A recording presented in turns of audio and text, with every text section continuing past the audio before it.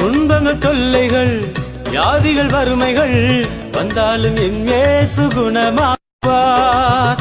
துன்பங்கள் தொல்லைகள் வியாதிகள் வறுமைகள் வந்தாலும் என் இயேசு குணமாக்குவார்.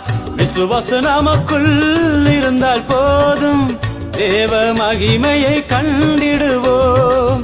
விசுவாசம் நமக்குள் இருந்தால் போதும் தேவ மகிமையை கண்டிடுவோம். உந்தன் வல்லமையில் குறைந்து போகவில்லை, உந்தன் உயிர்த்தெழுதல் மகிமை மாறவில்லை. உந்தன் வல்லமையில் குறைந்து போகவில்லை, உந்தன் உயிர்த்தெழுதல் மகிமை மாறவில்லை.